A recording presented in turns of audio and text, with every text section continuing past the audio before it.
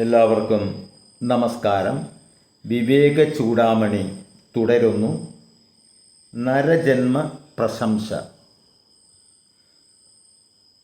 ജന്തൂനാം നരജന്മ ദുർലഭമത പുംസ്ത്വം തതോ വിപ്രദാം തസ്മാത് വൈദിക ധർമ്മമാർഗപരത വിദ്വത്വമസ്മാത് പരം. ആത്മാനാത്മവിവേചനം സ്വനുഭവോ ബ്രഹ്മാത്മനാ സംസ്ഥിതിർ മുക്തിർനോ ശതകോടി ജന്മ സുകൃതൈഹി പുണ്യേർവിന ലഭ്യത്തെ. ഈ വിവേക ചൂടാമണി സിദ്ധിനാഥാനന്ദ സ്വാമിജിയാണ് വ്യാഖ്യാനം ചെയ്തിട്ടുള്ളത്. അതിനെ കുറച്ചും കൂടി ലളിതമായ രൂപത്തിൽ അവതരിപ്പിക്കുക എന്നുള്ളതാണ് ഞാൻ ചെയ്യുന്നത്. ഇവിടെ പറയുന്നു, ജീവികൾക്ക് നരജന്മം കിട്ടുക വളരെ പ്രയാസമാണ്. നരജന്മം കിട്ടിയാലും പുരുഷനായി പിറക്കാൻ അതിലും പ്രയാസം. ഇവിടെ സംശയം തോന്നാം, എന്താ സ്ത്രീ ആയാൽ ദോഷം? ഒരു ദോഷവുമില്ല. പുരുഷനായി പിറക്കാൻ എന്ന് പറയുമ്പോൾ പുരുഷത്വമുള്ളവനായി, ആണുങ്ങളിൽ തന്നെ ഒരു 100 പേരുണ്ടെങ്കിൽ അതിൽ യഥാർത്ഥത്തിൽ പുരുഷഭാവമുള്ളത് ഒരു 10 പേരൊക്കെ കാണും. കാരണം ഓരോരുത്തരുടെ ഉള്ളിലും പുരുഷഭാവവുമുണ്ട്, സ്ത്രൈണഭാവവുമുണ്ട്. അർദ്ധനാരീശ്വരന്മാരാണ് നമ്മൾ. അതിൽ നല്ലൊരു ശതമാനം ആൾക്കാരും ഒരു ഭീതിയോ നാണം, ലജ്ജ അല്ലെങ്കിൽ മറ്റുള്ളവരുടെ മുന്നിൽ സ്വയം പ്രകടമാകുവാൻ ഒരു ഭീതി, മടി ഒക്കെ ഉള്ളവരാണ്. അവരെല്ലാം ഇവിടെ ഉദ്ദേശിക്കുക എന്തിനേയും അതിജീവിച്ചുകൊണ്ട് മുന്നോട്ട് പോകാൻ കഴിവുള്ള പൗരുഷഭാവമുള്ളവരായി ജനിക്കാൻ പ്രയാസം എന്നവിടെ പറഞ്ഞ അർത്ഥം. അത് സ്ത്രീ ആയാലും അങ്ങനെ തന്നെയാണ്. അങ്ങനെയുള്ള പുരുഷനായാലും ബ്രാഹ്മണ്യം കിട്ടാൻ വളരെ വിഷമം. ബ്രാഹ്മണ്യം എന്ന് പറഞ്ഞാൽ ജാതിയല്ല. യോഗസ്തവോ ദമം ദാനം സത്യം ശൗച്യം ദയാ ശ്രുതം വിദ്യ വിജ്ഞാനം എന്നീ 10 ഗുണങ്ങളോട് കൂടിയവനാണ് ബ്രാഹ്മണൻ. അങ്ങനെ ആ 10 ഗുണങ്ങൾ കിട്ടാൻ വളരെ പ്രയാസമാണ്. ബ്രാഹ്മണനായാൽ തന്നെ വൈദിക ധർമാനുഷ്ഠാനത്തിൽ താല്പര്യമുണ്ടാകുക ചുരുക്കമാണ്. വൈദിക ധർമാനുഷ്ഠാനം പെട്ടെന്ന് കേൾക്കുമ്പോൾ യാഗങ്ങൾ, പൂജകൾ, ഇതൊക്കെയാണ് പറയുക. സ്വാഭാവികമായിട്ടും ചോദിക്കാം, ഇതിനൊന്നും അർഹതയില്ലാത്തവർക്ക് മോക്ഷം വേണ്ടേ? ഉണ്ട്. അതല്ല ഇവിടെ പറഞ്ഞത്. നമ്മൾ ഏത് കർമ്മം ചെയ്യുകയാണെങ്കിലും അത് ഈശ്വരാർപ്പിതമായിട്ട് ചെയ്യുകയാണെങ്കിൽ അത് വൈദിക കർമ്മം തന്നെയാണ്. ഈശ്വരനായിക്കൊണ്ട് നാരായണേതി സമർപ്പയാമി എന്ന് പറഞ്ഞുകൊണ്ട് ഏത് കർമ്മം ചെയ്യുകയാണെങ്കിലും അങ്ങനെ ചെയ്യുന്നത് വൈദിക കർമ്മം തന്നെയാണ്. പിന്നെ അങ്ങനെ താല്പര്യമുണ്ടായാൽ തന്നെ ശാസ്ത്രജ്ഞാനം നേടാൻ അതിലും ക്ലേശമാണ്. നമ്മൾ ഈ ചെയ്യുന്ന യാഗങ്ങളിലും പ്രവൃത്തികളിലും അതേപോലെയുള്ള പുരാണകഥകളിലും ഉപനിഷത്തുകളിലും എല്ലാം ശാസ്ത്രീയമായ വശമുണ്ട്. അത് മനസ്സിലാക്കാൻ കുറച്ചും കൂടിയും പ്രയാസമാണ്. ശാസ്ത്രജ്ഞാനം നേടാൻ ആത്മാവിനെയും അനാത്മാവിനെയും വേർതിരിച്ചറിഞ്ഞ് ആത്മസാക്ഷാത്കാരം സാധിച്ച് ആത്മൈക്യബോധത്തിൽ സ്ഥിതി ചെയ്യുക എന്നുള്ളത് എത്രയോ പ്രയാസമേറിയ കാര്യമാകുന്നു. ആത്മാവിനെയും അനാത്മാവിനെയും തിരിച്ചറിഞ്ഞ്. എന്താ അതെങ്ങനെ?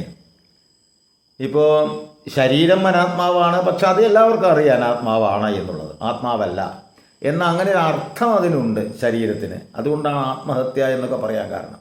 പക്ഷേ ശരിക്കും ആത്മാവ് എന്ന് പറഞ്ഞാൽ ശരീരമല്ല, ദൃശ്യവസ്തുവല്ല നമുക്കറിയാം. പിന്നെന്താ അനാത്മാവ് എന്ന് പറയാൻ കാരണം? അതായത് ചിലർ പ്രേത ഭൂത പിശാചുക്കളൊക്കെ ഉണ്ടല്ലോ, ഇതൊക്കെ ആത്മാക്കളാണ് എന്ന് നമ്മൾ പൊതുവെ പറയാറുണ്ട്. അല്ല, ആത്മാവ് മരിച്ചു കഴിഞ്ഞാൽ ശരീരത്തിന് വിട്ടുപോകും, അതിന് പ്രശ്നമൊന്നുമില്ല. പക്ഷെ പിന്നെ നമുക്കുള്ള നമ്മുടെ തോന്നലുകളാണ്. നമ്മുടെ ഉള്ളിലുള്ള വിവിധ തരത്തിലുള്ള ഭയങ്ങളോ സംശയങ്ങളോ മൂലമുണ്ടാകുന്ന തോന്നലുകളാണ് ഞാൻ മരിച്ചുപോയ എന്നാളെ കണ്ടു, അവിടെ കണ്ടു, ഇവിടെ കണ്ടു എന്നൊക്കെ പറയുന്നത്. അപ്പം അതൊക്കെ അനാത്മാക്കളാണ്. അത് രണ്ടും തിരിച്ചറിയണം. പിന്നെ ബ്രഹ്മത്തിൻ്റെ ഈ ആത്മൈക്യബോധത്തിൽ ബ്രഹ്മാവും ഞാനും ഒന്ന്, ഈ ബ്രഹ്മവും ഞാനും ഒന്ന് തന്നെ എൻ്റെ ഈ ശരീരത്തിനകത്ത് മാത്രമല്ല ലോകത്തിലെ സർവ്വചരാചരങ്ങളിലും വ്യാപിച്ചിരിക്കുന്ന അതേ ബ്രഹ്മം തന്നെ എന്ന് മനസ്സിലാക്കുക. അതാണ് ബ്രഹ്മൈക്യബോധം എന്ന് പറയുന്നത്. അത് എത്രയോ പ്രയാസമാണ്. അനേക കോടി ജന്മങ്ങളിൽ ചെയ്ത പുണ്യത്തിൻ്റെ ഫലമായിട്ടല്ലാതെ മുക്തി ലഭിക്കുകയില്ല. അനേക കോടി ജന്മങ്ങൾ ചെയ്ത പുണ്യം കൊണ്ട് മാത്രമേ ഒരാൾക്ക് മുക്തി ലഭിക്കുള്ളൂ. പിന്നെ മനുഷ്യന് മാത്രമേ മോക്ഷേച്ഛയുള്ളൂ, അത് ശരിയാണ്. സ്ത്രീകൾക്ക് വേദാധികാരമില്ലാത്തത് കൊണ്ടും അവർക്ക് സ്വാഭാവികമായുള്ള മറ്റു വിഷമതകൾ കൊണ്ടും വേദാന്തഗമ്യമായ ആത്മതത്വം അറിയുവാൻ പ്രയാസമാകുന്നു. ഈ വാചകത്തിനോട് ഞാൻ യോജിക്കുന്നില്ല.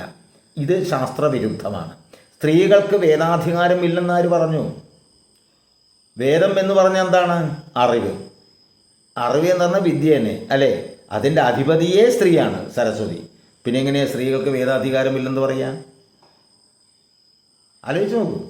പിന്നെ മാത്രമല്ല, യാജ്ഞവൽക്യ മഹർഷിയുടെ ഭാര്യ മൈത്രേയി മഹാപണ്ഡിതയായിരുന്നു. രാജസദസ്സിൽ വെച്ച് യാജ്ഞവൽക്യനും മൈത്രേയും തമ്മിൽ ചില വിഷയങ്ങളെക്കുറിച്ച്, ഗഹനമായ വിഷയങ്ങളെക്കുറിച്ച് വാഗ്വാദം തന്നെ നടന്നിട്ടുണ്ട്. പല മന്ത്രങ്ങളുടെയും ദ്രഷ്ടാക്കൾ സ്ത്രീകളായിരുന്നു. അതൊക്കെ നമ്മൾ മനസ്സിലാക്കണം. എന്തിന് അത്രയൊക്കെ ചിന്തിക്കണം? വിദ്യയുടെ അധിപതി തന്നെ സരസ്വതിയല്ലേ? മനസ്സിലായോ? അപ്പോൾ അതുകൊണ്ട് സ്ത്രീകൾക്ക് വേദാധികാരം ഇല്ല എന്ന് പറയുന്നതിനോട് യോജിക്കാൻ കഴിയില്ല. ഇടക്കാലത്ത് പുരുഷമേധാവിത്വം മൂലം സ്ത്രീകളെ അടുക്കളപ്പണിക്കും സന്താനോൽപാദനത്തിനുള്ള യന്ത്രമായിട്ട് മാറ്റിയ ഒരു കാലഘട്ടം ഉണ്ടായിരുന്നു. ഒരു ഇരുളടഞ്ഞ കാലഘട്ടം. ആ കാലഘട്ടം സനാതനധർമ്മത്തിൻ്റെ പ്രതീകമല്ല. അത് മാറിയെന്ന് മനസ്സിലായോ? അപ്പോൾ ആ കാലഘട്ടത്തെ അനുസ്മരിച്ചുകൊണ്ടായിരിക്കാം അദ്ദേഹം ഒരു പക്ഷേ ഇങ്ങനെ എഴുതിയിട്ടുണ്ടാവുക. പക്ഷെ അത് ശരിയല്ല. പിന്നെന്താ പറയുന്നത്? സ്വാഭാവികമായി മറ്റു വിഷമതകൾ കൊണ്ടും, സ്വാഭാവികമായിട്ട് അവർക്കുള്ള വിഷമം ഒന്ന് മാസമുറയാണ്. അതും ഇതും തമ്മിൽ ബന്ധമൊന്നുമില്ല. തത്വവിചാരത്തിനോ അല്ലെങ്കിൽ ആത്മതത്വം അറിയാനോ അതുകൊണ്ട് പ്രയാസമൊന്നുമില്ല. പിന്നെ ഉള്ളത് കുട്ടികളെ നോക്കുക, വീട്ടുജോലി ചെയ്യുക എന്നിത്യാദി കാര്യങ്ങൾ മൂലം ആത്മവിതത്വം, ഇത് വേദം പഠിക്കാനോ അല്ലെങ്കിൽ ആത്മതത്വത്തിനുള്ള അല്ലെങ്കിൽ ആത്മവിചാരത്തിനുള്ള ഒരു സൗകര്യം ഇല്ലാത്ത അവസ്ഥയുണ്ട്. ഒരു പക്ഷെ അതായിരിക്കാം.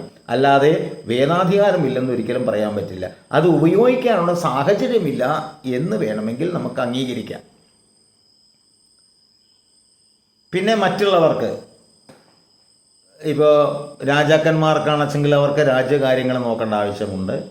വൈശ്യന്മാർക്കാണെച്ചാൽ കച്ചവടം, കൃഷി അതൊക്കെ നോക്കേണ്ട ആവശ്യമുണ്ട്. അതിൻ്റെ ഇടയിൽ തത്വവിചാരത്തിനൊന്നും അവർക്ക് സാവകാശം കിട്ടില്ല. പിന്നെ ശൂദ്രന്മാരെ സംബന്ധിച്ചിടത്തോളം അവർ അജ്ഞാനികളാണ്. അവർക്കതിനെ തത്വവിചാരം ചെയ്യാൻ പറ്റും? അവരാദ്യം വിദ്യ അഭ്യസിക്കണം. ബാഹ്യമായും ആന്തരികമായിട്ടും വിദ്യ അഭ്യസിച്ച് കഴിഞ്ഞിട്ട് അവർ അതിൽ നിന്നും ഉയർന്നു വരണം. എന്നാൽ പറ്റും. അല്ലാതെ ശൂദ്രാവസ്ഥയിൽ ഒന്നും ചെയ്യാൻ പറ്റില്ല. ഏത് പ്രകാരം? കൊച്ചുകുട്ടികൾ ജന്മനാ ജായതേ ശൂദ്ര എന്ന് പറയുന്നുണ്ട്. ജനിച്ച കുട്ടികൾ ശൂദ്രന്മാരെ ഒന്നും അറിയില്ല. പക്ഷെ പതുക്കെ കുട്ടികൾ ഓരോന്നും മനസ്സിലാക്കുന്നു. കിടന്ന കിടപ്പിൽ മലമൂത്ര വിസർജനം ചെയ്തിരുന്ന അതേ കുട്ടികൾ തന്നെയാണ് കുറച്ച് കഴിയുമ്പോൾ ഇതൊക്കെ മാറി ഭക്ഷണത്തിന് വേറെ, വിസർജനത്തിന് വേറെ സ്ഥലമുണ്ടെന്നൊക്കെ മനസ്സിലാക്കുന്നു. അതേമാതിരിയൊക്കെ ചെയ്യുന്നു. അറിവ് കിട്ടി അവൻ പരമോന്നതമായ നിലയിലെത്തുന്നു. അതേമാതിരി ഈ ശൂദ്രത്വ അവസ്ഥയിൽ നിന്നും ഉയർന്നു വരണം. അല്ലാതെ ചാതുർവർണ്ണ്യം എന്ന് പറഞ്ഞ് ജാതിയല്ല. ബാക്കി അടുത്ത ഭാഗത്ത്. നന്ദി, നമസ്കാരം.